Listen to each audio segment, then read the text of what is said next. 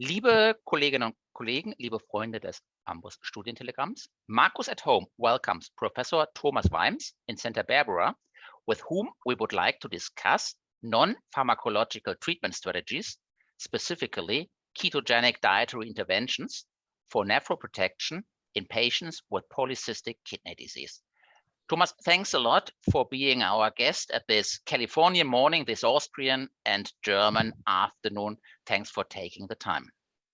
Thank you, Gunnar. It's great to be here and great to see you all. So Professor Weimbs received his PhD at the Department of Biochemistry of the University of Cologne in Germany in 1993, and he subsequently went to the United States to become first postdoc and subsequently assistant professor at the University of California at San Francisco and the Lerner Research Institute of the Cleveland Clinic, respectively. And in 2005, he moved to the University of Santa Barbara, California, where he became professor in the Department of Molecular, Cellular, and Developmental Biology and in the Neuroscience Research Institute. His lab is less than 100 yards from the Pacific Ocean, if I got it right. Nonetheless, he apparently succeeded in focusing 150% upon research, as he is arguably the global leader in developing dietary interventions that may slow the progression of polycystic kidney disease towards dialysis dependence, again, focusing upon ketogenic diets. My co-moderators today are Markus Säemann from Vienna and Sarah Seiler-Musler in Saarlouis in Germany. My name is Gunnar Heine in Frankfurt. And I would start with the first question before switching the mic then to Sarah. We just talked to Roman Müller from Cologne and discussed all these novel strategies for progression inhibition with RAS inhibition, which are not that new actually, and particularly tolvaptan. So why do we need other approaches? Well, so the current approaches really can only slow progression of the disease. There's only one approved drug specifically for polycystic kidney disease, tolvaptan. And it has been shown in large clinical trials to slow the progression to a certain degree, which is already fantastic, better than the alternatives that we had before, which was nothing. But it does not stop the progression or even, reverse the disease. Tolvaptan comes with, at some costs, if you will. It has side effects. Patients have to go to the bathroom, once an hour at least, day and night, oftentimes. So it's a huge impact in the quality of life of patients. There's some toxicity issues and so on, liver toxicity, and it's also extremely expensive. So I believe the list price is around about $150,000 a year for each patient. So I think everybody in the field would agree that there's room for improvement, and I think certainly the patients would agree that there's room for improvement. There's a number of other pharmacological approaches being taken. A really good number of pharmaceutical companies are testing their favorite approach right now. Some of them have dropped out and failed, and that's how of course it goes. But I think a lot of patients are very interested in doing something themselves. I think that's usually the first question I get. What can I do? And the first question I think that I hear and see on social media, hey, I've just been diagnosed. What can I do myself? Is there anything with the diet that I should avoid? Anything I should include? Anything I can do? And I think to the frustration of a lot of patients, the answer had so far really been mostly no. And they're being told there's nothing you can do, go home, come back when you have, when your kidneys are failing.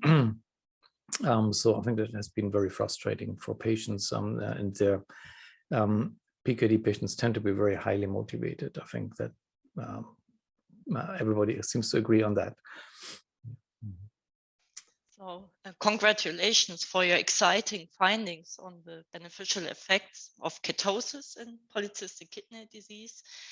And actually, there are at least two approaches for inducing ketosis, time-restricted diet or the ketogenic diet. So are these two approaches similarly effective, or is one superior to the other in polycystic kidney disease? Yeah, good question. So, you know, I don't think the jury is done yet deciding.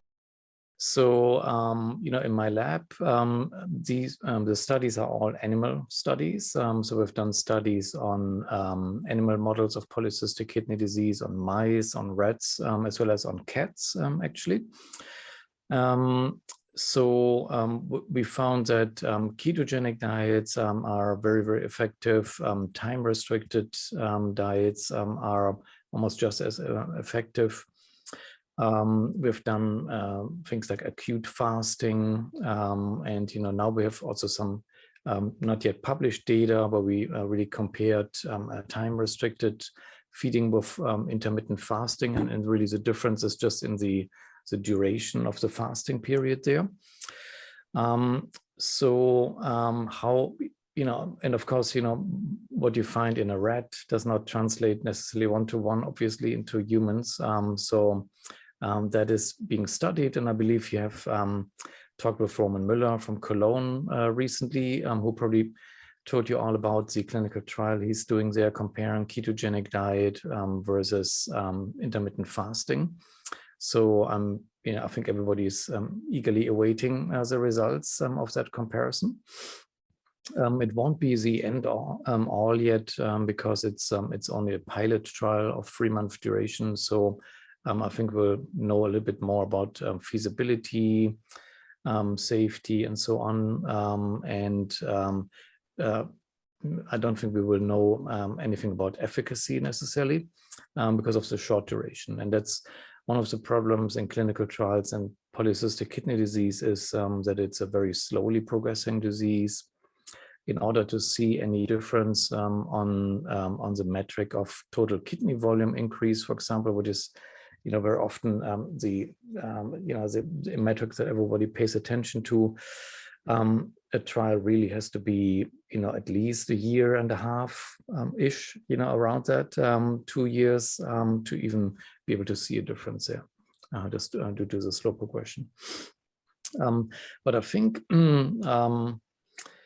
you know, so what we found is that the metabolic state of ketosis itself appears to be highly beneficial.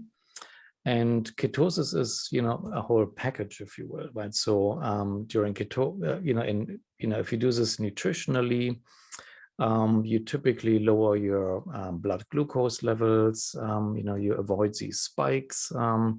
You lower your insulin response, of course, your insulin levels. And you raise the ketone levels, which is, you know, the alternative fuel for, you know, almost all of the cells in our body. And then these ketones are very interesting by themselves. They're not only fuel, but there can also be signaling molecules, you know, β-hydroxybutyrate, for example. So it's a whole package, essentially. And I think at the end of the day, which of these ingredients in the package is, you know, is most beneficial is that's still out to be discovered. Is it the lowering of the glucose? Is it raising of β-hydroxybutyrate? Is it all together? So that's still out there. Yeah. May I ask you, so if you would disentangle this package, I think you are inclined to favor that the beta-hydroxybutyrate, so to say, is the signaling activator of the cystic growth. Because on the other side, you have this metabolic package where you have a bunch of different outcomes and energy efficiency of the cellular metabolism. But is it you think a simple but a straightforward signaling mediation that is blocked? Good question. So that's something in my lab at UCSB that we're trying to really nail down. You know, what are the mechanisms involved in the beneficial effect? right now, if you will, my money is on β-hydroxybutyrate acting as a signaling molecule, but it might be wrong. We'll find out. So β-hydroxybutyrate is a really interesting molecule. There's actually a receptor for it. It's a G protein coupled receptor called GPR109A, cells are aware if there's BHB present in circulation because of that receptor. They can detect it. And it's a very interesting signaling cascade, and it acts on cyclic AMP. Cyclic AMP has already been shown to be affected in polycystic kidney disease. So biologically, it would make sense that the receptor activation plays a role. But on the other hand, β-hydroxybutyrate has many other effects. It ultimately affects things like mTOR. It's a strong anti-inflammatory compound, and inflammation appears to be one of the additional driving factors in polycystic kidney disease progression as well. So it's completely possible that there is an important component on immune cells in the kidney, it will take some time to tease it apart. I wouldn't be surprised if there are many additive effects that it just affects the immune cells in addition to the epithelial cells, and might have a lot of effects at the same time. Because the question arises in the ketogenic field and also in the metabolic therapy field in diabetes and so on. Can you simply mimic the effects with exogenous BOHB or not? So at this time point, because I think your paper was like a bomb for us. It was, when you read it, and I recommended everyone to read it. And as far as I can remember, you said you never saw such effects in the experimental model, which is a heart model. And I didn't know that there is also a cat model. I think it's a Persian cat, something like this. Right. So a very strong model. So it was a profound effect. I always look at the effect size, and you saw profound effects. Right. So at this stage, as you say, patients come to me and say, hey, I'm young, I have cysts, I have 1.4 creatinine. Would you do then the double whammy, go into ketosis via nutritional ketosis and add exogenous β-hydroxybutyrate, or what is? I know we have to wait for clinical studies and endpoints, but they will take years over years. What would be your advice now? Great question. So what we found as you already said, in the animal experiments is that we were able to replicate the beneficial effect of nutritional ketosis by supplementing with the exogenous ketone, β-hydroxybutyrate. And this was simply done by adding it to the drinking water, on top of the regular rodent chow that the animals get. The outcomes were pretty stunning. So the disease progression seemed to be almost completely stopped in these animals, just as it was with ketogenic diets. But of course, at the end of the day, if one can, do the shortcut and supplement with β-hydroxybutyrate, as opposed to having to adhere to a very strict diet, I think a lot of people would prefer that. So whether, should one wait for years or decades, maybe potentially, for clinical trials to be done? Is this something one can do today? I would say, as a patient, you have sort of a certain window of opportunity, I think, where a patient can affect their disease. At some point, if somebody has progressed towards end-stage kidney disease, I think most people would agree that it's too late to do anything about it. So early intervention is probably a good idea, no matter what. If one thinks about the alternative, so let's say the standard American diet, which is, very similar to the standard German diet, if you will, it tends to be a very high carbohydrate type of diet. We eat a lot of potatoes in Germany, and, there's a lot of rice and bread and pizza and, all these kinds of things. And, of course, candy and fantastic cakes we have in Germany. So high sugar, high carbohydrates, high starches. That is sort of the recommended diet these days. If essentially if a doctor tells a patient there's no diet change you can do that has been shown to be effective, it essentially means to recommend to them stick with the high carbohydrate diet that everybody around us eat. Is this a natural diet for humans, for Homo sapiens? I think one would argue no. These high carbohydrate diets have been around and recommended only fairly recently, in evolutionary times, if you will. We all evolved essentially as, as a species, not in the last 100 years, right? But in the last, hundreds of thousands of years, or actually millions of years, depending on where you start counting. And so our genes evolved during times when our species was hunter-gatherers, when we didn't have bakeries with, really yummy food at every street corner. We didn't have grocery stores, and we didn't have refrigerators or any way of preserving foods or agriculture at all. There were no grains and bread and anything like that. So the evolutionary diets and lifestyle were very, very different from what's out there today. So one could, I think, pretty easily argue that our ancestors were in and out of ketosis all the time. If you, had luck hunting, you had food to eat. If you didn't have luck hunting, you were in ketosis. If it's winter time, you were probably in ketosis for a long, long period of time, and so on. So things were quite different back then. So recommending a high carbohydrate diet to somebody, day in, day out, all day long, from breakfast to late night snack, I think is actually not the right recommendation, pretty much for anyone. So I think it's probably a safe bet to say to any patient, you should go on a more human appropriate diet, if you will. And that is probably a safe approach for almost anybody.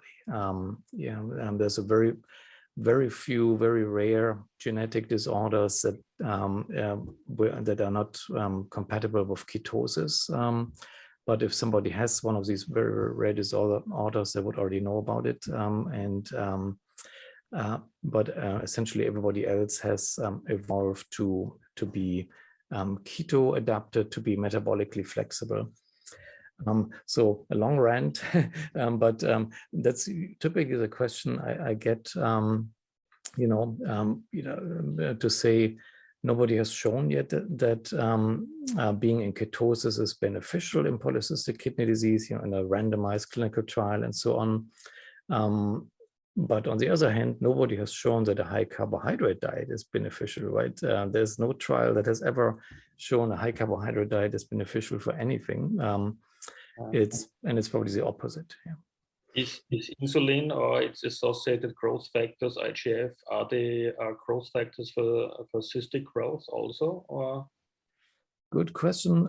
So what has been shown clinically is that diabetes, so if patients have polycystic kidney disease and diabetes, they have a faster progression of their polycystic kidney disease, suggesting there's an association there.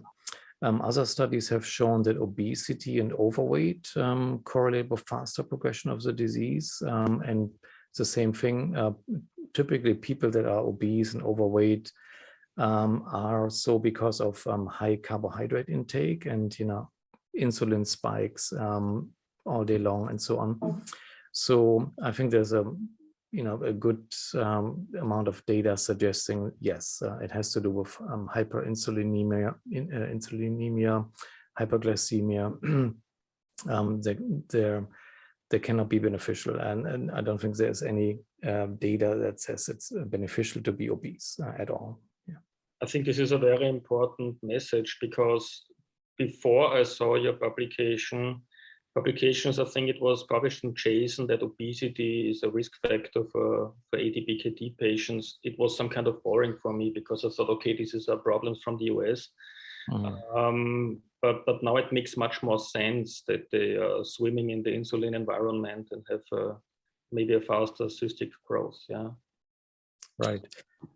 Yeah, absolutely. And, you know, in polycystic kidney disease, maybe there's one more twist in that disease where it really makes sense to lose weight. And that has to do with the fact that the kidneys in polycystic disease grow over time, right? So they turn from, you know, fist size to football size. And then if you have 2 footballs in the abdomen, you can imagine that that's the reason why patients have pain.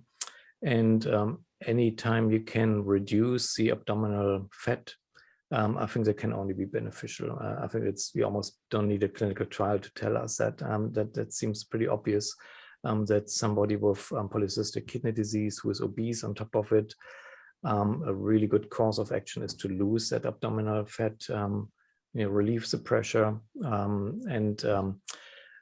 think we have seen that pain reduction is one of the early benefits, and there was a clinical study actually that also showed this recently.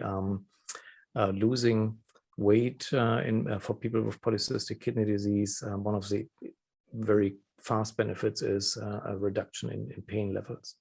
So could you give us some information what a ketogenic diet should look like in detail? Can you just go and modify your diet, or do you need some counseling? What would you recommend? Yeah, good question. So one problem is, and that happened, you know, after we published our paper a couple of years ago, you know, patients are very smart, they read papers as well. And they said, okay, ketogenic diet, let me Google this. How do you do this? If you do this, you find the kind of like the typical ketogenic diet out there is tends to be a high meat ketogenic diet, which has some problems in patients with kidney disease in general. So what we have done is we've actually connected with a terrific group of renal dietitians in the US. They're just phenomenal. They're essentially private practice dietitians, and they have treated people with chronic kidney disease, you know, for years and years with you know, very good success. You know, after our initial paper came out, I got in touch with Jessiana Saville, who leads this group. She actually came to visit us in Santa Barbara. We had a fantastic talk, and pretty much right then and there said, okay, you know, you have your clinical experience. Here are all the research data. What can we do to try to implement something and come up with something? And that's exactly what we did. So we developed what we call the RENEW program. So it's RENU for renal nutrition, and it rhymes with, you know, you renew your kidneys, if you will. That is a plant-focused ketogenic diet approach. So as opposed to the typical meat-heavy ketogenic diets, you know, there are kind of the internet versions out there, which are probably fine for people with healthy kidneys. But if you have compromised kidney function, if you're on your way to end-stage renal disease, eventually you probably want to have some changes there. So this RENEW diet is essentially, so it's not vegan at all. So there's still, you know, eggs and, you know, some fish, for example, included, some dairy, some full-fat dairy, and so on. But otherwise it's plant heavy. And as I'm sure you know, there's a lot of data already out there that suggesting that plant-focused diets are just generally beneficial in chronic kidney disease.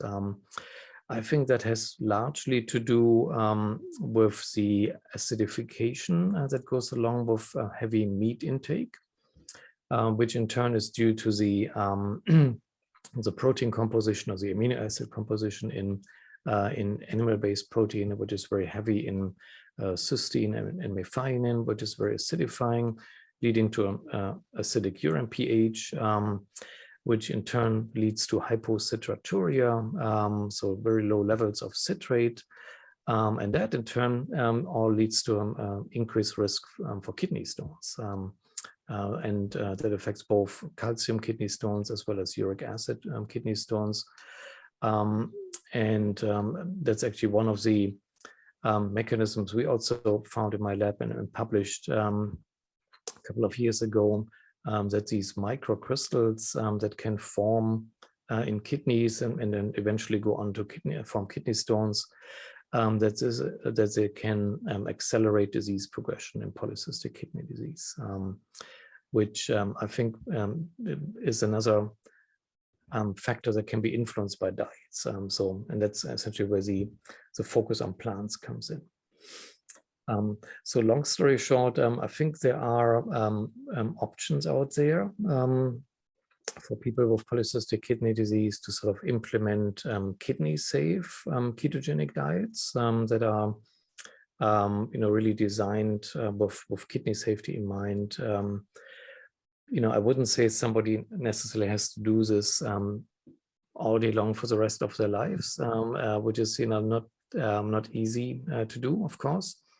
So there are many different variations, right? So someone can combine time-restricted eating, for example, with just a general low-carb diet, which I think already is probably quite beneficial just on itself. So could you comment on possible side effects like the term keto flu, which was new to me as well? Right, yeah. Oh, yes, absolutely. So we actually just recently published a paper that just came out a few weeks ago, which it's just a small paper, so nothing earth-shattering in there. It just describes the Renew program in detail and sort of the first qualitative experience with about 24 patients with PKD that went through the beta test of the program. And what usually happens, and that's kind of really expected, as somebody, especially if somebody has never been in ketosis for their entire life, because you're essentially eating a high carb diet all day long.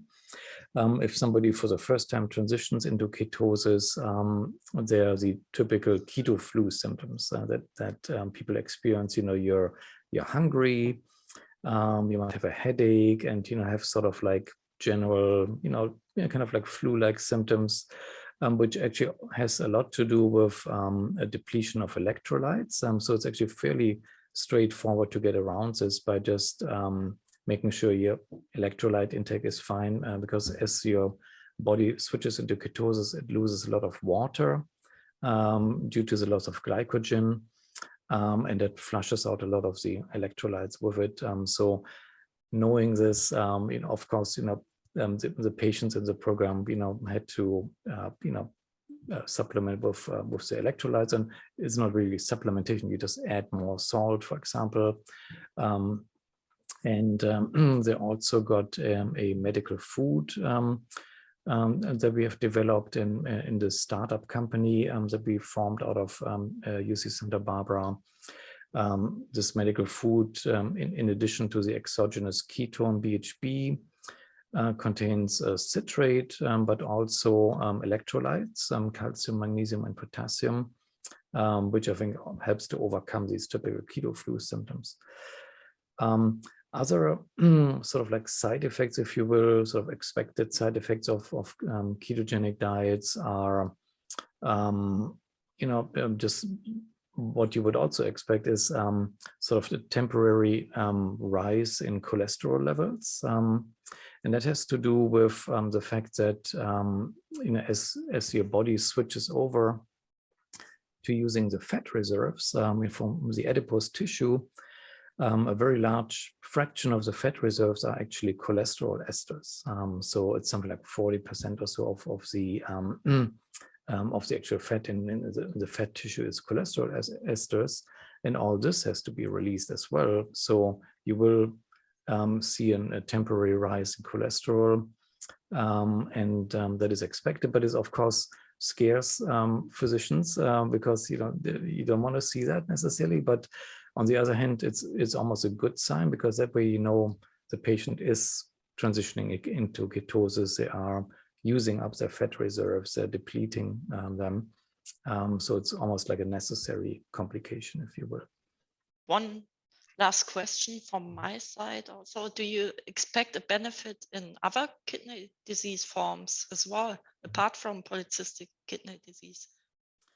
I would think so, because, as you all very well know, the leading cause for chronic kidney disease is diabetes. So that's probably no accident.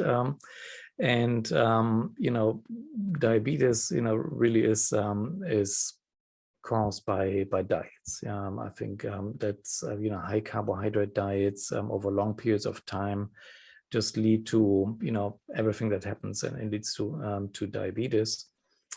So one would think it makes a lot of sense to use low carbohydrate diets, not only in patients with type 2 diabetes, but also to prevent the complications that come along with it, such as chronic kidney disease.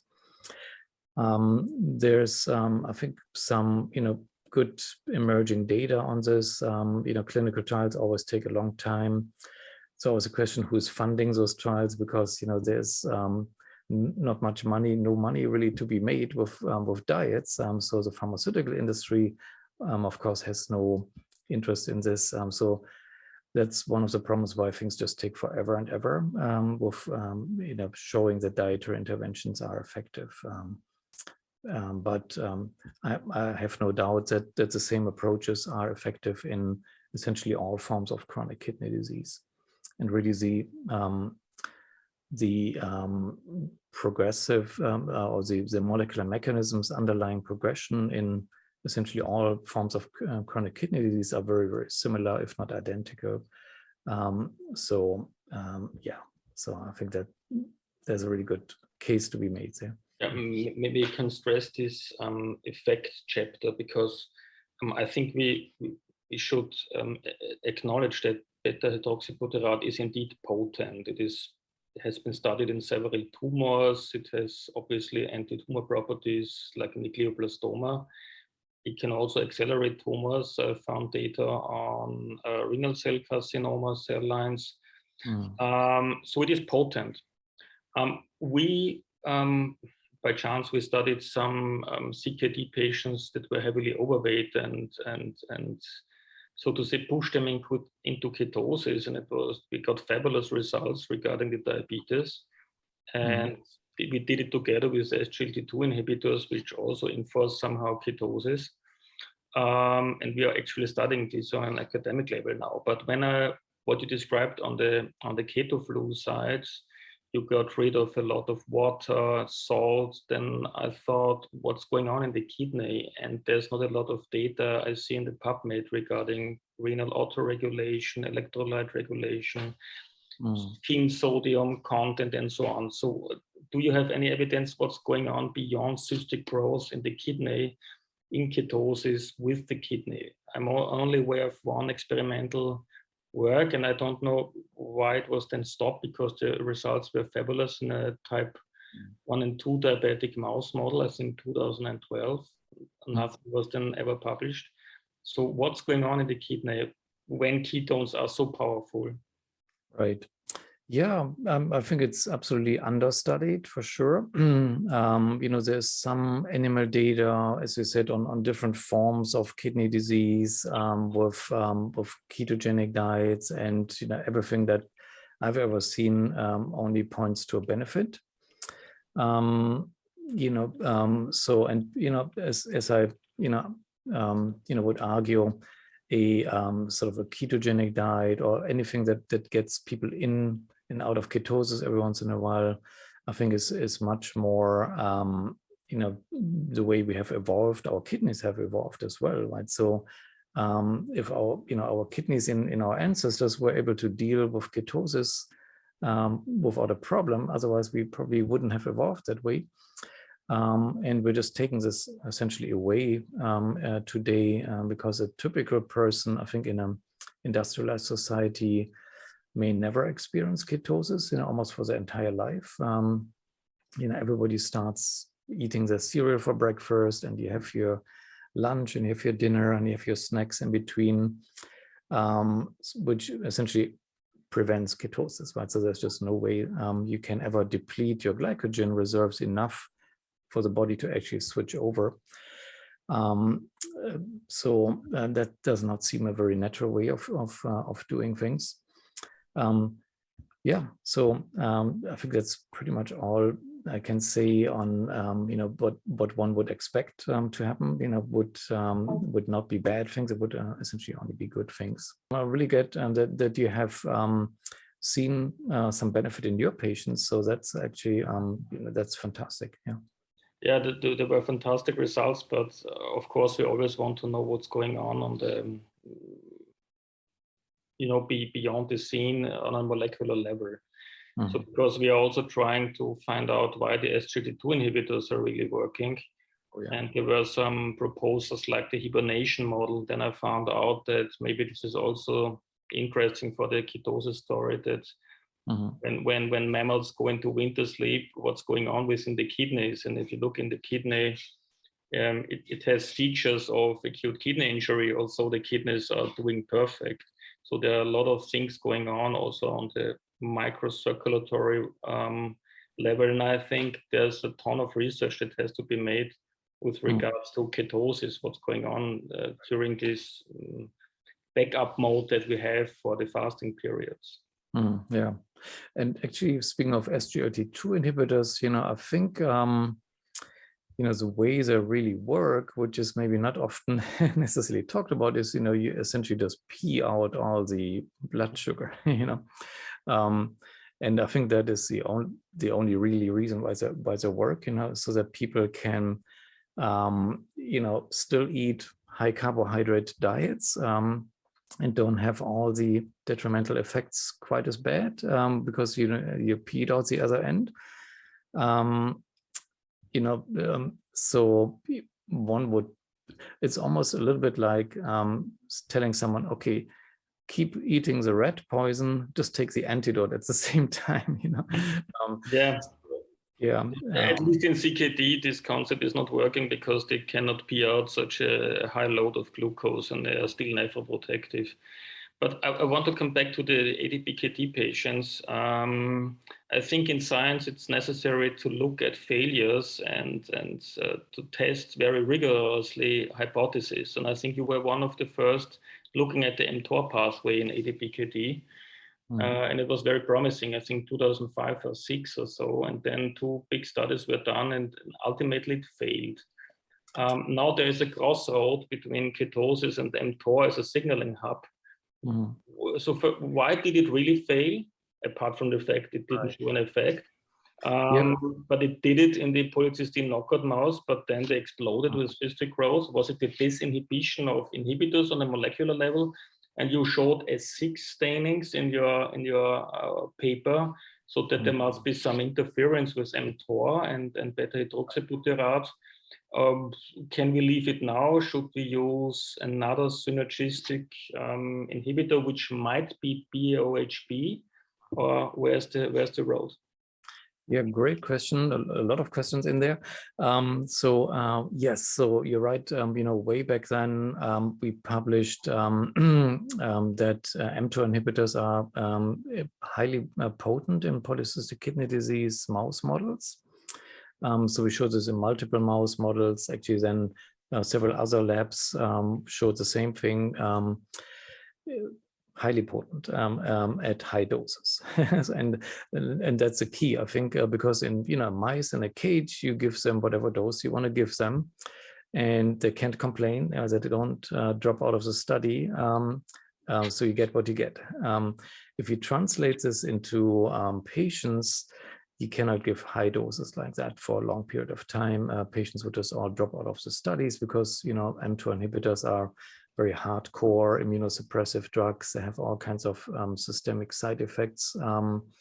And that's actually exactly what happens. What happened, you know, the two large studies that were done, clinical studies. Of course, you were not able to use as high a dose as, you know, people can use in animals. So you're kind of restricted to what is approved out there as an immunosuppressive drug.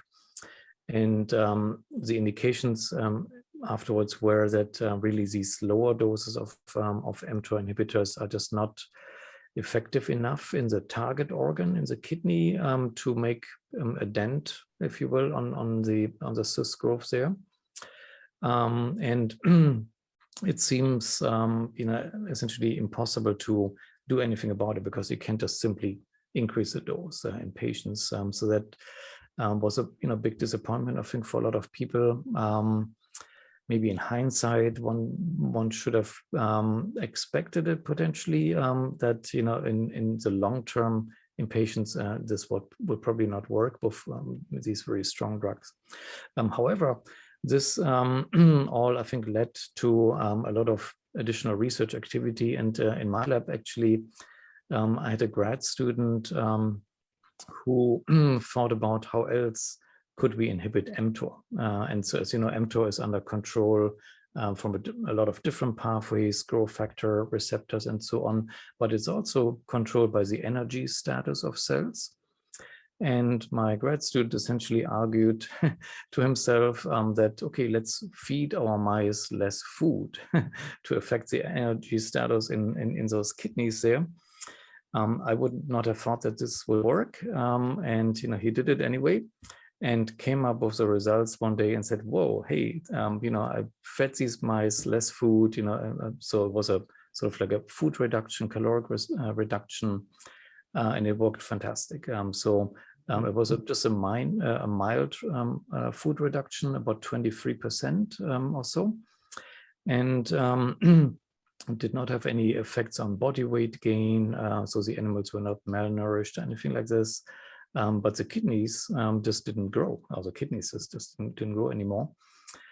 So fantastic results. We published the data back then, essentially saying this works, and we have no idea why it works. And then that, however, then prompted us to find out why it works. And that's how we found out it's actually the metabolic state of ketosis that appears to be important there. So every time we put animals into ketosis, we see this very strong beneficial effect. And that's also what we see, that under those conditions, mTOR is inhibited as one would expect. So I think at the end of the day, these diets, the dietary restrictions, ketogenic diets, and so on, are probably all, you know, at least converging to some degree on the same mTOR pathway, and that might be, you know, one of the important features there as well. Okay, this is very interesting. So by serendipity, so to say, you found this fascinating results. Yeah. Right. Yeah. Absolutely, yeah. And, you know, I'm really lucky my grad student didn't ask me first before he did because I would probably have said, forget it, this is never going to work. Yeah, okay. Sometimes it's good to let people do whatever they want to do. It is interesting because there are certain amino acids that can activate and others that can inhibit the mTOR pathway. So we found this in monocytes. So maybe you can supplement your keto cycle with certain amino acids that then are able to potently inhibit the mTOR pathway. Yeah. Okay. Are there any patients where you would recommend not to use ketogenic diets? So again, coming back to the SGLT2 inhibitors, everybody's kind of afraid of these ketogenic side effects, and we have a lot of warnings on that. Would you consider combining SGLT2 inhibitors and ketogenic diet, or might this just be too much of a good thing, maybe? I think the word out there is a little bit that it might be too much of a good thing, in the sense of, you know, somebody could develop hypoglycemia. So I'm not sure if that is seen very often, but I think that is a concern I've seen about. At the end of the day, I think the dietary interventions are probably much more powerful than what SGLT2 inhibitors can do. So I don't really think you would necessarily need to combine them, except to essentially maybe make it easier for people, right? So because and that is always a challenge with any dietary intervention is this adherence to it, sticking with it, no matter which diet it is. I think that is the biggest challenge by far. Ways to overcome it is probably really good counseling, and I'm really happy we have been working with these fantastic renal dietitians. And I think that is really the key of implementing any diet, is to just have highly competent people helping out, and having systems in place, teaching methods in place, and so on. So in this Renew program, for example, that I mentioned, it's essentially an online training program. So for 3 months, patients go through it in a class setting, and it's all remote. There's like weekly sessions for the whole group. There's a lot of Q&A and sort of peer support from other patients. The dietitians meet with everybody regularly.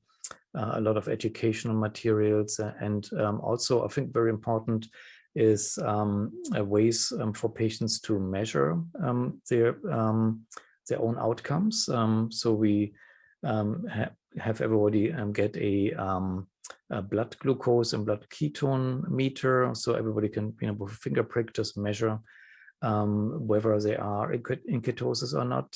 So I think it's really good feedback to have. So with these types of tools, I think it really empowers patients to stick with it. And maybe in those cases, if it works, it becomes less important to have additional drugs being there. So the other concern, which is surely always in our minds when it comes to ketosis, would be the issue of ketoacidosis. Should we implement kind of sick day rules, so telling our patients when they are on a ketogenic diet that they should stop once they are at risk for acute kidney injury or something like that? Yeah, so I think that's a general, very common thing that ketosis and ketoacidosis are sort of like mixed together and confused with each other, and they're really not the same thing. So so ketosis is really a physiological process that we all are meant to do. Ketoacidosis, of course, is a pathological process, where things just overshoot to an extreme, and it really only happens with underlying conditions in type 1 diabetes and so on. I would say it is essentially impossible to go into ketoacidosis just by dietary changes. I don't think that is in the cards, unless somebody has type 1 diabetes, for example. But for just anybody else out there, that's not a thing, because how would we have evolved as a species? Because in winter times, you will be in ketosis if you're a hunter-gatherer. You'll be in ketosis for a long period of time. Yes, so this is definitely not the same as ketoacidosis, and also that's what we have seen, with all the patients and essentially anybody else who is using ketogenic diets is. You increase your ketone levels to certain degrees, and you just don't really go beyond that. So you never really get to ketoacidosis types of levels. Yeah. Maybe one final mechanistic question. So you alluded to the effects of the keto bodies on receptors, particularly of β-hydroxybutyrate. When reading a paper, I learned that there may also be a direct effect on growth of epithelial cells within the cyst, because these cells actually depend upon glucose. And if you put them on ketogenic diet and you have less glucose, then growth of these cysts may stop. This would then imply that just adding keto bodies to your diet would actually not be sufficient. that you really have to get the glucose down, and so to combine. Yeah, great question.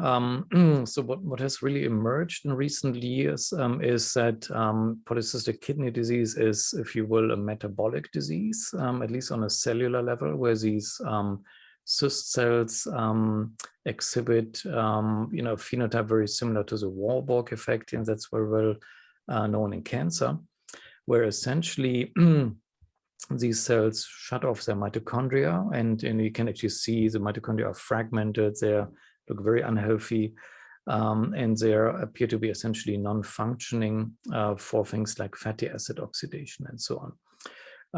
So these cells, and that's the typical feature in the Warburg effect, is that the cell focuses on glycolysis and using glucose as the energy source, and doesn't do anything after that. And it typically does not metabolize fatty acids and ketones because the mitochondria are not working. So these cells are locked in this glycolytic metabolic state, which probably gives them a lot of survival advantages under conditions such as hypoxia. It drives their growth and proliferation and so on. And they're happy as long as there's plenty of glucose around, right? If you take that away, as you suggested, of course, these cells are probably going to be a lot less happy. And you can show this in cell culture, right? So if you're, you can drive cells into apoptosis, for example. I would say it's unclear what the dominant effect of beta-hydroxybutyrate is. So there have been some mechanistic papers that would actually suggest that if you flood a cell with BHB, it sort of like back inhibits glycolysis as well. So there can be additional signaling effects. What's the whole package at the end of the day has to look like, to have the most benefit, I think, is still unclear. All I can say is, when we just simply supplement animals with BHB under otherwise a high carbohydrate diet, it seems to have a dominant beneficial effect already. Yeah. So maybe for the final minutes, then one final look into the future. You already mentioned your collaboration with the Cologne group, with Roman Müller again. You just published a first clinical data from a retrospective analysis combining US, American, and Cologne data, which look very promising.